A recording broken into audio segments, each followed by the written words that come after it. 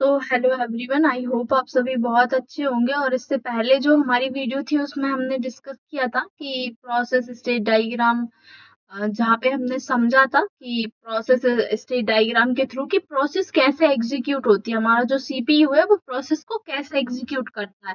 अब उसी पे बेस्ड है कुछ हमारी एल्गोरिथम, जो कि बहुत इंपॉर्टेंट टॉपिक है हमारा ऑपरेटिंग सिस्टम का। इसके बगैर तो हम समझ ही नहीं सकते कि हमारी प्रोसेस कैसे काम करती है। तो अब प्रोसेस शेड्यूलिंग क्या है?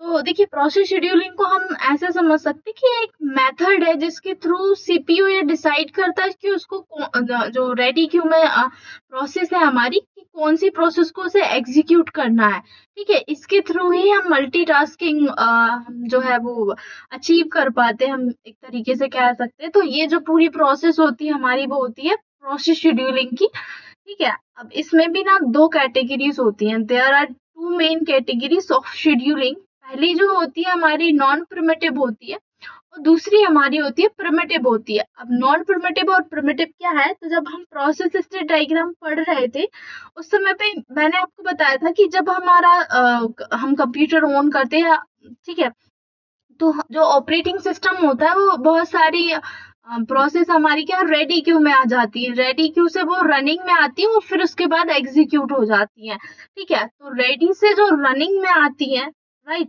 और फिर रनिंग से एग्जीक्यूट हो जाती है। अब इस बीच में ही हमारा प्रिमिटिव और नॉन प्रिमिटिव आता है।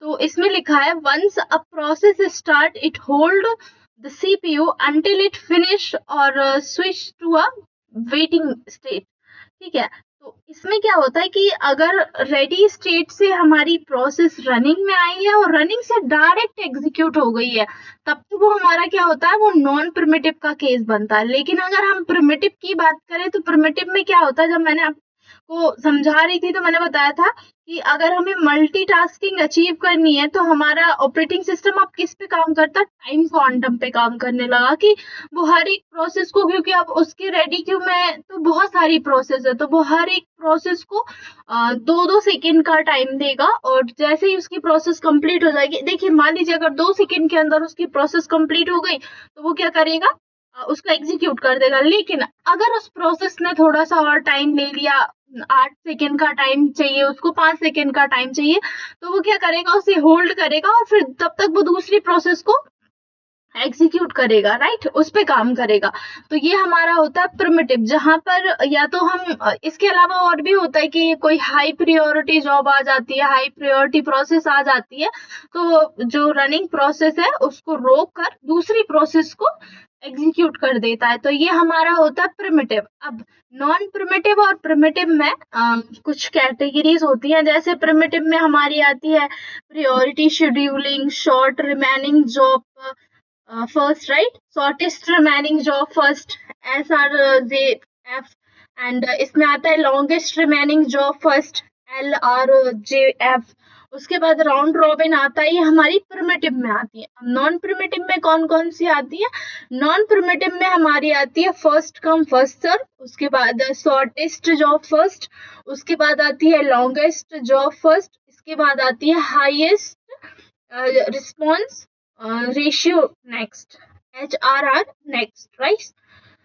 तो ये हमारी प्रिमिटिव एंड नॉन प्रिमिटिव होती है। अब जब हम एल्गोरिथम्स की बात करते हैं कि कौन सी एल्गोरिथम पे हम कैसे काम करेंगे, तो उसको उसके लिए हमें कुछ फॉर्मूला देखने पड़ेंगे। क्योंकि अगर देखा जाए तो एग्जाम के पॉइंट ऑफ व्यू से ये बहुत इंपॉर्टेंट टॉपिक है हमारा, बहुत क्वेश्चंस आते हैं इस पे से बेस्ड। तो अब हम समझते हैं कि जो नेक्स्ट टॉपिक है वो इतना इम्पोर्टेंट क्यों है। एल्गोरिथम्स में हम कुछ टाइम्स का यूज करते हैं जब हम न्यूमेरिकल सॉल्व कर रहे होते हैं। तो वो चीज मैं आपको पहले ही बता देती हूँ, जिससे कि आपको समझने में उतनी आसानी होगी, राइट।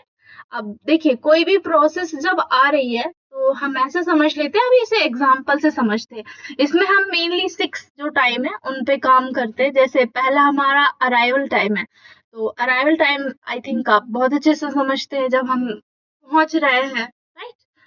तो मान लीजिए अगर हम किसी डॉक्टर से हमारी अपॉइंटमेंट है, ठीक है, तो हमें डॉक्टर के पास पहुंचना है। हम एग्जैक्ट कितने बजे डॉक्टर के पास पहुंचे? अपॉइंटमेंट मान लीजिए 2 बजे की है, राइट। 2 बजे हम डॉक्टर के पास पहुंचे, उसके बाद बस टाइम हमारा आया। ठीक है, बस टाइम का मतलब क्या होता है कि डॉक्टर ने हमारा ट्रीटमेंट कितने टाइम किया। अब अगर हम 2 बजे वहाँ पे बैठे तो वहाँ पे लाइन लगी होगी, क्यू होगी ऑलरेडी। तो बहुत लोग मान लीजिए नंबर लगा हुआ है, 1 या 2 लोग होंगे, तो उस बीच में हमने कुछ टाइम वेट किया, उसके बाद हम डॉक्टर से मिले। तो जो डॉक्टर ने हमारा ट्रीटमेंट किया वो टाइम कितना हुआ, स्पेंड जो टाइम था डॉक्टर की साइड से वो था 15 मिनट। 15 मिनट का टाइम हमारी कन्वर्जेशन हुई डॉक्टर से, और उसके बाद हम वहां से निकल गए। ठीक है, अब मान लीजिए हम 2 बजे पहुंचे थे, 30 मिनट बाद हमारा नंबर आया, हमने डॉक्टर से बात की, 3 बजे हम निकल आए वहां से, ये हम कंप्लीशन टाइम 3 बजे का हो गया। ठीक है, अब उसके बाद टर्न अराउंड टाइम आता है। तो टर्न अराउंड टाइम क्या होता है? तो टर्न अराउंड टाइम का मतलब ये होता है कि कंप्लीशन टाइम और अराइव टाइम, ठीक है, इसके बीच का जो टाइम होता है। तो हम ऐसे इसको कैलकुलेट कर सकते हैं कि the total time a process is spend in the system from the moment it arrive until it finish. शुरू होने से मतलब जाने तक का जो टाइम है वो टर्न अराउंड टाइम होगा। तो उसके लिए हमें क्या करना पड़ेगा, जितने टाइम हम आए थे वो टाइम और जितने टाइम हम गए हैं, तो जो गए जिस टाइम हम गए हैं उस टाइम में से हम जब आए थे उसको माइनस कर देंगे तो वो टाइम निकल आएगा हमारा। ठीक है, तो ये कितना आ गया हमारा 60 मिनट। मतलब 2 बजे हम आए थे, 2:45 तक डॉक्टर से हमारी बात हुई, उसके बाद 3 o'clock हम वहां से निकल गए।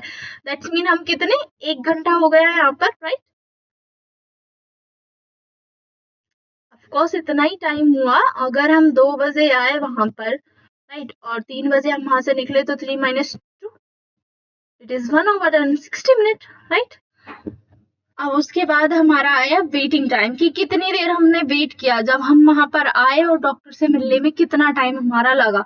तो उसके लिए हमें क्या करना पड़ेगा, टर्न अराउंड टाइम जो टोटल हमारा टाइम है और माइनस वर्स्ट टाइम। ठीक है, हम वर्स्ट टाइम उसमें से हटा देंगे, जो टोटल टाइम है वो हमारा, और टोटल हम कितनी देर वहां पे रुके उसमें से कितनी देर डॉक्टर ने क्योंकि हमें ट्रीट किया, उसके अलावा तो हम वेट ही कर रहे थे ना, तो वो टाइम रहेगा, उसको हम उसमें से माइनस कर देंगे तो हमारे पास वेटिंग टाइम आ जाएगा। ठीक है, 15 मिनट डॉक्टर ने ट्रीट किया तो 45 minute it is our waiting time.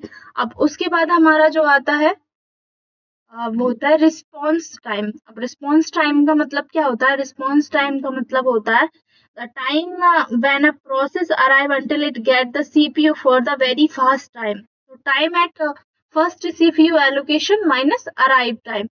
ये हमारा क्या हो जाता है रिस्पॉन्स टाइम का, कितने में उसने हमें रिस्पॉन्स किया। ये इम्पोर्टेंट टर्म है जो कि CPU शेड्यूलिंग में हम यूज करते हैं आगे एल्गोरिथम्स में, और ये बहुत इम्पोर्टेंट है पॉइंट ऑफ व्यू एग्जाम। अगर हम न्यूमेरिकल सॉल्व करेंगे तो इनकी बहुत